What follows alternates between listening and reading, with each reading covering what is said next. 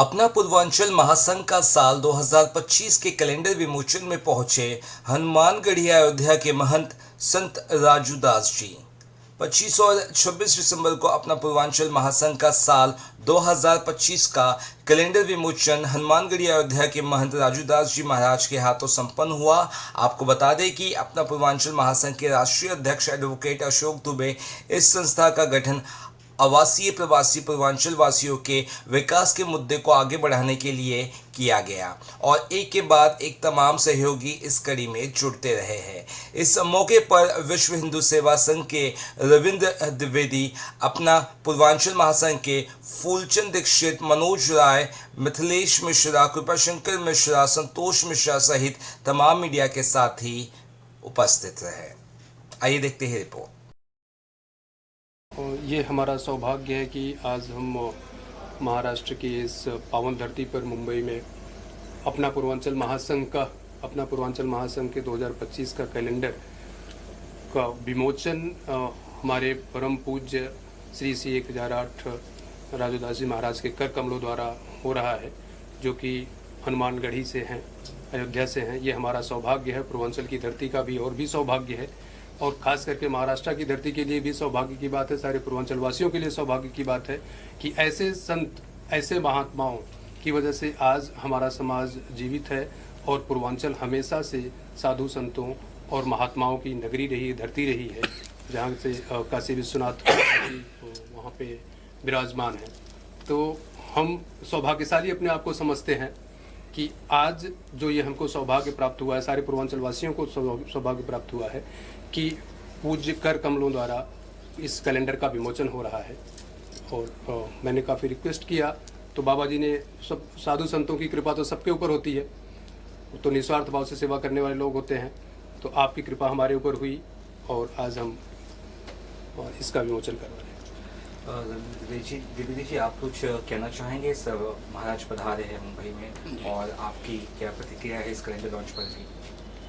देखिए, जो कैलेंडर है ये हमारे जीवन का विभिन्न अंग है, और हमारा सौभाग्य है कि इस जीवन के अंग का विमोचन हमारे परम पूज्य जो हिंदुत्व के प्रखर योद्धा हैं, जिनकी वजह से आज हिंदुत्व हमारा जाग रहा है, जो हमारा सोया हुआ समाज था हिंदुत्व का, वो जाग रहा है, उनके कर कमलों से आज हो रहा है।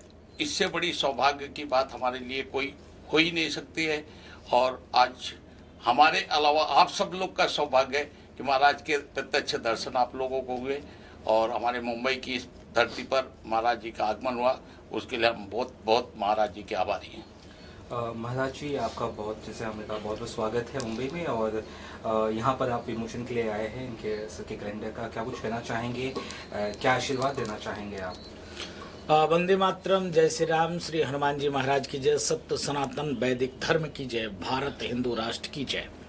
आज सौभाग्य की बात है कि 2 दिवसीय महाराष्ट्र प्रवास के दौरान आज माननीय मुख्यमंत्री जी के मिलने के बाद और भी 2-3 कार्यक्रमों में शामिल होने के बाद मैं आभार व्यक्त करता हूं रविंद्र द्विवेदी जी का, जिन्होंने देर रात्रि कल चर्चा किया कि इनके परम प्रिय मित्र अशोक कुमार दुबे जी, जो अपना पूर्वांचल महासंघ के राष्ट्रीय अध्यक्ष हैं, इन्होंने कल अटल जी महाकुंभ के कार्यक्रम में ये चर्चा हुई कि महाराज जी अपना एक पूर्वांचल समृद्ध पूर्वांचल, खुशहाल पूर्वांचल का एक कैलेंडर है, जिस कैलेंडर का विमोचन अगर आपके हाथ हो जाए तो समझिए भगवान की कृपा होगी। हमने कहा अपना तो काम है सनातन का, संस्कृति का, हिंदू का, हिंदुत्व का, राष्ट्र का। अहो भाग्य मेरा, आपने इस योग हमको समझा, आप ये अवसर हमको दे रहे हैं, तो हम जरूर उस कार्यक्रम में शामिल हो पाएंगे। तो आज इनके लिए मंगल कामना करते हैं। आज इस अपना पूर्वांचल महासंघ की ये जो कैलेंडर है, इस कैलेंडर का विमोचन किया, और मैं ढेर सारा मंगल कामना करता हूं। अशोक कुमार दुबे जी राष्ट्रीय इसके अध्यक्ष हैं, फूलचंद्र दीक्षित जी जो राष्ट्रीय महासचिव हैं, उनके लिए खूब मंगल कामना, मनोज राय जी कोषाध्यक्ष हैं, उनके लिए भी खूब मंगल कामना, मिथिलेश जी प्रिंसिपल हैं, उनके लिए भी खूब खूब खूब मंगल कामना। और हमारे परम प्रिय रविंद्र जी राष्ट्रीय अध्यक्ष हैं विश्व हिंदू महासंघ, इनके लिए खूब मंगल कामना। और भगवान श्री कृष्ण के रूप में सारथी की सेवा देते हैं अशोक दुबे जी को, अशोक यादव जी, उनके लिए खूब खूब मंगल कामना। देखिए, जीवन में अगर आगे बढ़ना है तो फिर आपको संघर्ष करना पड़ेगा। आप घरों में मौन होकर, चुप होकर बैठे रहेंगे तो फिर आप उस उद्देश्य की प्राप्ति नहीं कर सकते। यहाँ जितने लोग हैं, कोई कहीं से होगा, कोई कहीं से होगा, कोई कब आया होगा, कोई कब आया होगा। आने के बाद लगातार निरंतर आप लोगों ने खूब खूब खूब खूब परिश्रम किया होगा, तब इस मंजिल तक आप लोग पहुंच पाए होंगे। आज पूरे देश में हम लोग सनातन पे कार्य करते हैं। रविंद्र जी ने कहा कि ऐसे महात्माओं के हाथ हम लोग करा रहे हैं जो सनातन पर, हिंदू पे, हिंदुत्व पे कार्य करना ये मामूली बात नहीं है। आज इन्होंने अपना जो कैलेंडर, ये कैलेंडर व्यक्ति को एक गति देगा, समाज को एक दशा देगा, दिशा देगा। हमको ये व्रत रहना है, हमको ये त्योहार रहना है, इस डेट में कौन सा पर्व है, इस पर्व को हम कैसे मना, तो मुझको लगता है सर्व सुलभ हर घर तक ये पहुंचेगा। तो मैं तो खूब मंगल कामना करता हूं अशोक जी को कि आप ऐसे ही निरंतर आगे बढ़ते रहिए और आप राष्ट्र के लिए, संस्कृति के लिए और समाज की उत्थान के लिए कार्य करते रहिए। ऐसा मंगल कामना। खूब खूब इस कैलेंडर के विमोचन के उद्घाटन पर पूरे टीम के लिए खूब मंगल कामना, खूब खूब आशीर्वाद। और मैं निवेदन करूंगा कि अगर अपने आप को आगे बढ़ना है तो आपको कर्म करना पड़ेगा, और जब तक आप कर्म नहीं करेंगे तो फिर आगे नहीं बढ़ पाएंगे। अशोक दुबे जी, आपका प्रोग्राम भी आने वाला है फरवरी माह में, अगर मैं गलत नहीं हूँ, तो आप उस बारे में अगर कुछ व्याख्या करना चाहें। जी, एक्चुअली 22 फरवरी 2025 को एक पूर्वांचल रत्न पुरस्कार का आयोजन संस्था के द्वारा किया जा रहा है, अपना पूर्वांचल महासंघ के द्वारा, जिसमें कि जो पूर्वांचल की विभूतियाँ हैं, विभिन्न विभूतियाँ अलग अलग क्षेत्र से जिन्होंने अपने मुकाम तक पहुँचे हैं, जो पूर्वांचल के नाम को रोशन किए हैं, पूर्वांचल के लिए काम किए हैं, उनको पुरस्कार दिया जाएगा उसमें, जिसमें कि काफ़ी मंत्री, नेता ये सब आने की संभावनाएं हैं और आएंगे वहाँ पर। इसके साथ में परम पूज्य गुरुदेव जी का भी पदार्पण मैं चाहूँगा कि रहे, आशीर्वाद मिलता रहे उन लोगों को तो अच्छा है। तो और उसके बारे में डिटेल जानकारी हम आप लोगों को देते हैं। सर, आप पूर्वांचल के मुद्दे को लेकर तमाम राजनीतिक पार्टियों से मुलाकात कर रहे हैं, तो जरा मुद्दे पर आप बताएंगे क्या मुद्दा है पूर्वांचल का जो आप जल्द उसे शीघ्र समाप्त करना चाहते हैं। पूर्वांचल के बहुत सारे ज्वलंत मुद्दे हैं। आज हर कोई, आप भी पूर्वांचल से होंगे या जो भी लोग पूर्वांचल से सब देखते हैं, सब जान भी रहे हैं, समझ रहे हैं। पूर्वांचल का ज्वलंत मुद्दा, सबसे बड़ा मुद्दा ये है कि जो प्रवासी, आवासी, निवासी पूर्वांचल वासी हैं, अदर स्टेट्स में जाकर के क्या फेस करते हैं, वो उनकी पीड़ा क्या होती है, वो सबसे बड़ा मुद्दा है कि हमको यहाँ पर क्यों आना पड़ा और हमारी दुर्दशा यहाँ पर क्यों हो रही है। जब हमारे सम्मान, हमारी इज्जत हमारे घर में नहीं होगी, और घर में कौन नहीं कर रहा है, हम अपने आप से खुद नहीं करवा पा रहे हैं, क्योंकि वहाँ के जो नेता हैं, जो वहाँ के एडमिनिस्ट्रेशंस हैं, वो उस योग्य शायद हमको नहीं समझते होंगे, इसलिए हमको वहाँ से पलायन करना पड़ता है। और पलायन करके जब रोजी रोटी के चक्कर में हमारे भाई बंधु यहाँ पे आते हैं या कहीं दूसरी स्टेट में जाते हैं, तो उनको विभिन्न परेशानियों का सामना करना पड़ता है। उसके लिए जिम्मेदार वहाँ की नीतियाँ होती हैं। इसलिए अपना पूर्वांचल महासंघ का मेन काम है कि पूर्वांचल को कैसे विकसित किया जाए, वहाँ से पलायन रोका जाए कैसे, और हर घर में कैसे लोगों तक रोटी पहुंचाई जाए, इसकी व्यवस्था कैसे सरकार करे, जिससे कि लोगों को पलायन न करना पड़े, कहीं जाना न पड़े। ये मेन मुद्दा है पूर्वांचल का। अभी हाल ही में आप विधानसभा अध्यक्ष जो उत्तर प्रदेश के, उनसे आपने मुलाकात की, तो उनकी क्या किस तरह का उनका रिस्पांस था, उसके बारे में बताऊँगा। उनका बहुत ही सकारात्मक रिस्पांस रहा है। पूर्वांचल के मुद्दों को समझ करके, देख करके उन्होंने काफ़ी आश्वासन दिया और उन्होंने यहाँ तक बोला हुआ है कि अगर विधानसभा का सत्र चालू नहीं रहा तो हम 22 फरवरी के कार्यक्रम में आपके आना चाहेंगे और वहाँ पे शिरकत करेंगे और हम उनको पूरा प्रयास करेंगे कि वो अपनी प्रेजेंसी वहाँ पर दें। सर, आपका किस तरह से सहयोग रहेगा सर के इस अभियान में? जी, मैं तो कंधे से कंधा मिला करके मेरे भाई के साथ में हूँ और पूर्वांचल की नहीं पूरे उत्तर भारत की जो भी समस्या है, हम एक क्षेत्र लेकर के काम नहीं करते, हम पूरे देश के लिए काम कर रहे हैं और पूर्वांचल हो या पश्चिमी उत्तर प्रदेश हो, सब जगह जो समस्याएं उनको लेकर के काम करना हमारा कर्तव्य है और उसके लिए हम कार्य कर रहे हैं। महाराज जी, आखिर में जनता के लिए क्या मैसेज रहेगा, युवाओं के लिए क्या संदेश रहेगा आपका और क्या कुछ? देखिए, जनता और युवाओं के लिए सिर्फ एक ही संदेश है, सनातनियों के लिए एक ही संदेश है, भारत में रहने वाले हर मतांतर संप्रदाय के लोगों के लिए सिर्फ एक ही संदेश है कि भारत एक संस्कृति प्रधान देश है। भारत एक ऋषि मुनि महात्माओं का देश है जहाँ पर हर पंथ के व्यक्ति रहते हैं। सनातन धर्म इतना विशाल धर्म है, इतनी विशाल धर्म है कि हिंदू, जैन, सिख, बौद्ध सबके सब सारे मतांतर सनातन में पाए जाते हैं। सबके सब सनातनी हैं और सबकी उत्पत्ति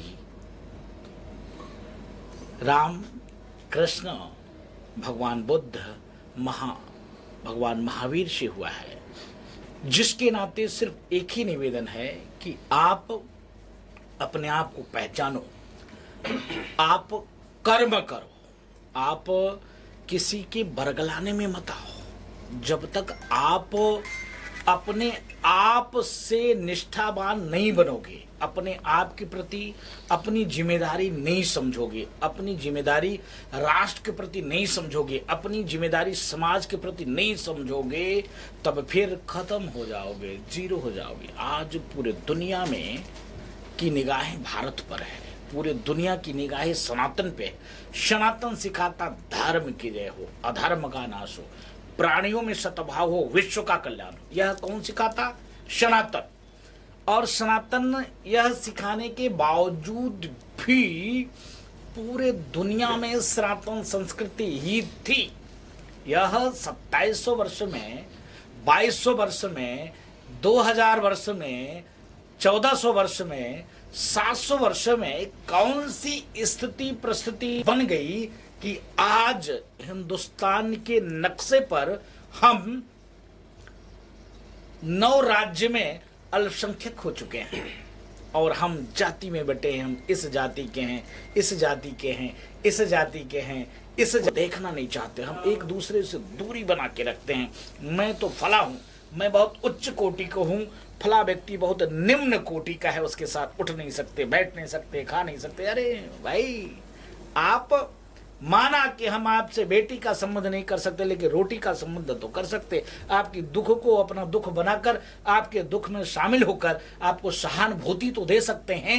इस पर मनन करने की जरूरत है। अगर आप मनन नहीं करेंगे, चिंतन नहीं करेंगे, तो फिर जय श्री राम हो जाएंगे, खत्म हो जाएंगे। धीरे धीरे करके खत्म होने के कगार पे हो।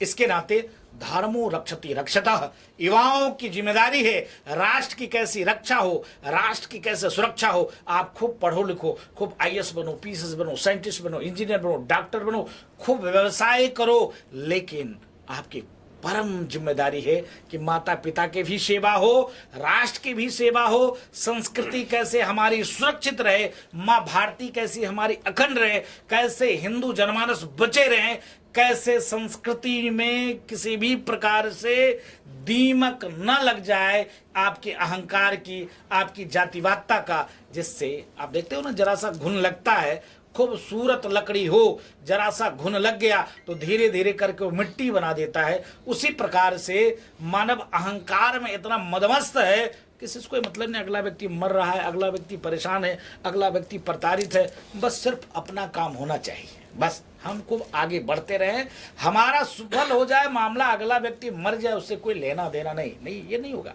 इससे मानवता नहीं बचेगी। वैसे भी दो दानव हैं जो पूरे प्रकृति को अपने आप में समाहित करने पे लगे हुए हैं।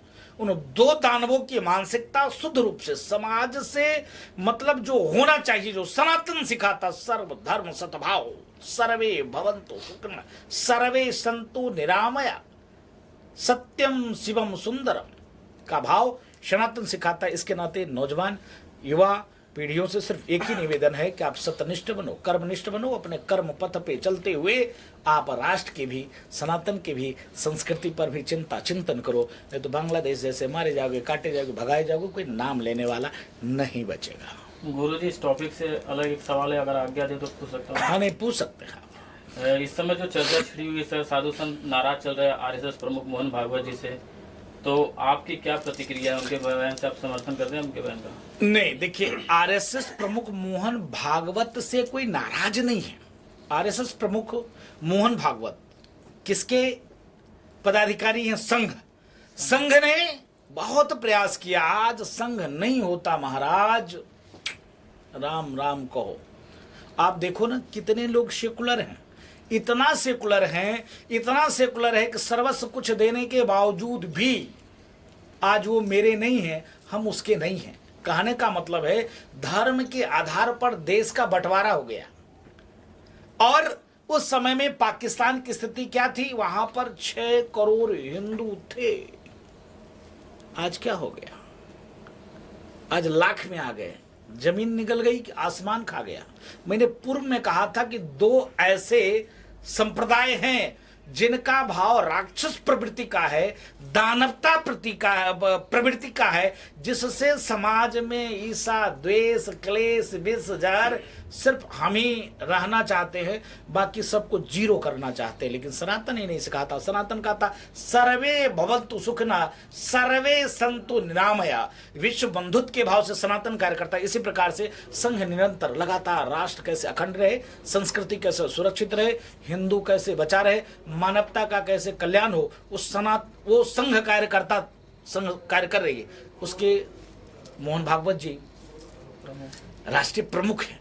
तो लेकिन हम उनके इस विचार से सहमत नहीं है जो भी वर्तमान में विचार जाहिर किया है कि हर मस्जिद में मंदिर नहीं ढूंढा जा सकता है। मेरा उनसे सवाल है, क्यों, किस लिए?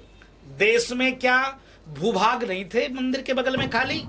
क्या देश में और कोई जगह नहीं थी? या तो फिर आपने मेरे मंदिर को तोड़ा तो जड़ से खत्म कर देना चाहिए था। क्यों आप ज्ञान बापी जैसे ऊपर का स्ट्रक्चर परिवर्तित कर दिया, शिव नंदी बाबा का मुख मंदिर की तरफ हो और पूरा स्ट्रक्चर देखने के बाद एक अंधा भी व्यक्ति ऐसे स्पर्श करेगा तो मस्जिद का बनाने का क्रिया, उसकी व्यवस्था अलग होती है, और मंदिर का आप स्पर्श करोगे, अंधा व्यक्ति स्पर्श करेगा तो कह देगा ये मंदिर है और वो कह देगा ये मस्जिद है। तो अंधा भी व्यक्ति कह सकता है कि ज्ञान बापी क्या है, मंदिर है। लेकिन चक्षु होने के बावजूद भी देश के सेकुलर, देश के भांड, देश के बेवकूफ लोग ये नहीं बता पाते हैं। वो बताते कह रहे हर जगह मंदिर नहीं ढूंढा जा सकता। ऐसे शब्द से थोड़ा सा संतों को, आम जनमानस को इतराज हुआ। इसके नाते संतों ने कहा कि सम्मान करते हैं संघ प्रमुख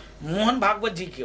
मैं उस पर टिप्पणी नहीं करना चाहता है संघ के बारे में, लेकिन उनकी जो यह विचार आया कि हर जगह मंदिर नहीं ढूंढा जा सकता, उस पर लोगों ने आपत्ति किया। इसलिए आपत्ति किया क्योंकि हमने झेला है, संघ ने झेला है, संघ ने निरंतर प्रयास किया। विश्व हिंदू परिषद का देखिए इतना कार्य करते हैं। आप देखोगे बजरंगी लगातार संघर्ष करते हैं, लव जिहाद, लैंड जिहाद, धर्मांतरण, गौ हत्या, डटे रहते हैं बजरंग दल, विश्व हिंदू परिषद के लोग। संघ निरंतर प्रयास करके देखो विद्यालयों में किस प्रकार से वामपंथी, बौद्धिस्ट एकदम जिस प्रकार से सनातन को मिटाने का कार्य करते हैं, तो वह विद्यार्थी परिषद के रूप में कार्य करके, तो संघ का जो कार्य बहुत अति उत्तम है। लेकिन इस विषय का हम पुरजोर विरोध करते हैं, निंदा करते हैं, और मैं निवेदन करता हूँ संघ प्रमुख मोहन भागवत जी से, छोटी मुंह बड़ी बात हो जाएगी। इस प्रकार के विचार थोड़ा सा विचार करके दे रहे हैं, क्योंकि आपकी बात को देश और दुनिया फॉलो करती है, मानती है। आप देखो उनके बयान के बाद संभल में क्या हुआ, संभल का सर्वे का हमने नहीं आदेश दिया था, न संघ प्रमुख जी ने आदेश दिया था, ना तो प्रधानमंत्री जी दिए थे, ना तो गृह मंत्री जी दिए थे, ना तो उत्तर प्रदेश के यशस्वी मुख्यमंत्री योगी आदित्यनाथ जी महाराज ने दिया था। वहां कौन आदेश दिया? कोर्ट। संविधान को कौन मानता? हम हिंदू बहुसंख्यक समाज के लोग संविधान को मानते हैं। जो अपने आप के तथाकथित अल्पसंख्यक कहने वाले लोग वाकई में ओरिजिनल में हिंदू अल्पसंख्यक है, क्योंकि हिंदू जाति में बटा हुआ है, और जो तथाकथित जो अल्पसंख्यक हैं वो शुद्ध रूप से जब उनको पत्थर मारना होता है तो एक हो जाते हैं, देश तोड़ना होता है तो एक हो जाते हैं, दंगे फैलाने होता है तो एक हो जाते हैं, ट्रेन जलाना होता है तो एक हो जाते हैं। वो कहाँ अल्पसंख्यक हुआ? तथाकथित अल्पसंख्यक जिस प्रकार से वहां पर पत्थरबाजी शुरू किया, दुख तब होता है। उत्तर प्रदेश के पूर्व मुख्यमंत्री ने कहा कि मुस्लिम वक्फ बोर्ड या तो फिर मुस्लिम संस्थानों में अन्य मजहब का व्यक्ति को शामिल नहीं करना चाहिए। अभी तत्काल में कुंभ चल रहा है उत्तर प्रदेश में, तीर्थराज प्रयाग में महाकुंभ लगा है। उस महाकुंभ के मालिक किसको उन्होंने बना दिया था अपने शासनकाल में? ऐसे व्यक्ति को बना दिया था जो गौ मांस खाता हो, ऐसे व्यक्ति को बना दिया था जो अपने बेटी के साथ भी शारीरिक संबंध बना सकता है, ऐसे व्यक्ति को बना दिया था जो हम मातृशक्ति की पूजा करते हैं वो उपभोग का वस्तु समझता है, ऐसे व्यक्ति को बना दिया। वो भी महाकुंभ का मालिक बना दिया था, कुंभ का मालिक बना दिया था। तब उनको कहने में भी जरा सा शर्म नहीं आई कि मैं बोल क्या रहा हूं, इसके पहले हमने क्या किया। करने को जब वक्त आया, जब वो कुर्सी पे थे, तो आजम खां जैसे लोग कुंभ की व्यवस्था दे दिया। आज वह किस मुंह से कह रहे हैं कि इस्लाम चाहे अन्य मजहब में किसी दूसरे को नहीं रखना चाहिए, भारत में ही संभव है। आप लोगों ने सुना होगा कि सबसे प्रतिष्ठित मंदिर है, सबसे धनवान मंदिर है कहाँ? तिरुपति बालाजी। और तिरुपति बालाजी में प्रसाद में गाय के बीफ मछली का ऑयल मिलाया गया। किसी कुछ हुआ? नहीं हुआ। यहां तो देखो जरा सा कोई अपशब्द बोल देता है, ये भी नहीं। कहां बना था? फ्रांस में एक कार्टून बना और 9 के 9 पत्रकारों की हत्या हो गई। और यहां तक हो गया कि अगर पूरे दुनिया में आतंक बचा, हम भी उस डिबेट पे थे जिसमें नुपुर शर्मा बैठी हुई थी। एक सुअर का बच्चा अपशब्द का प्रयोग किया सनातन पे, तो हम उठ के चले आए। हमने कहा भाई मैं नहीं बोल सकता, लेकिन ये ठीक नहीं है। लेकिन वो बहन ने जवाब दिया और ठीक से जवाब दिया, और वो भी कोई गलत जवाब नहीं दिया। उसने कहा कि हाँ मोहम्मद साहब जी के ये उन्होंने 5 वर्ष की 6 वर्ष की बच्ची के साथ निकाह किया और 9 वर्ष के बच्ची के साथ शारीरिक शोषण किया। हमारे यहाँ 5 वर्ष 6 वर्ष 3 वर्ष 4 वर्ष 8 वर्ष की कन्या को कन्या पूजन करते हैं, तिलक लगाते हैं, और जो भी हिंदू जनमानस के पास होता है यथाउचित दान दक्षिणा करके सम्मान करता है। लेकिन आपके यहाँ तो ऐसा उपभोग की वस्तु महिलाओं को सम्मान किया जाता है। यह बात बोलने पर उसने कहा कि ईश निंदा कर दिया, हमारे नबी का अपमान कर दिया, इसके नाते इसको रहने का कोई अधिकार नहीं है। आप बताओ, 100 वर्ष पहले इन मलेच्छों की जनसंख्या कंट्रियों की 56 थी, आज सीधे 58 हो गए, 57 हो गए।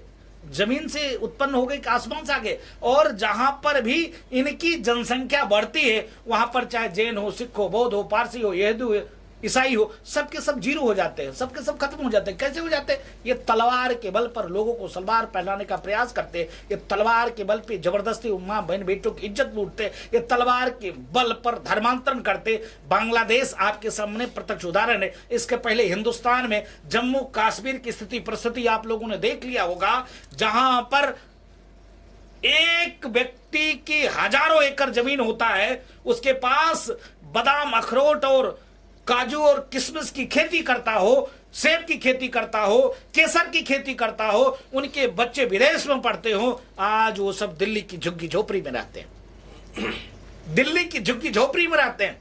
वो नहीं आज जम्मू कश्मीर में है। कौन है वहां?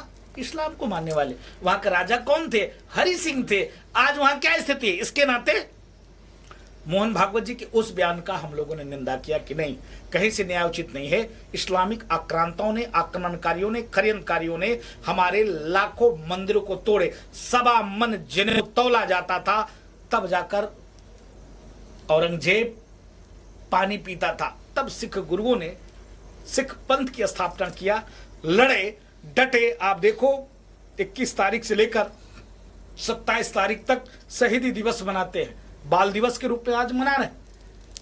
आप बताओ सनातन की रक्षा के लिए क्या जा रहा था? गुरुओं को उन्होंने कहा कि तुम इस्लाम स्वीकार कर लो, चाहे चलो ठीक है तुम विरोध करना बंद कर दो, इतना राज्य तुमको दे देते हैं। उन्होंने कहा नहीं, कैसे दे देंगे, हमारे परिवार को, सनातन को तुम मिटाने का प्रयास कर रहे हो। इसके नाते दुख हुआ, कष्ट हुआ उनके इस बयान से, क्योंकि हजारों मंदिर मेरे तोड़े गए हैं, जिसका प्रत्यक्ष प्रमाण है। आप बताओ कि नालंदा तक्षशिला विश्वविद्यालय, आज जैसे हमको दुनिया बताती करे हिंदुस्तान, तो आज से जब अटल बिहारी वाजपेयी जी प्रधानमंत्री के पहले लोग कहते थे करे दुनिया तो मुझको, ये हिंदुस्तान सफरों का देश है, हिंदुस्तान में क्या है, कुछ नहीं है। जब उन्होंने पोखरण परीक्षण किया, दुनिया ने दबाव डाला, फिर भी वो झुके नहीं, आज डटे रहे। आज प्रधानमंत्री मोदी जी हैं, लगातार प्रयास कर रहे हैं, निरंतर पूरे विश्व पटल पर स्थापित किया हिंदुस्तान को। तो जब आप कर्म नहीं करोगे और आप इस प्रकार से ऐसे वक्तव्य दोगे तो ये कहीं से न्याय उचित नहीं है, क्योंकि हमने उद्दंश झेले हैं।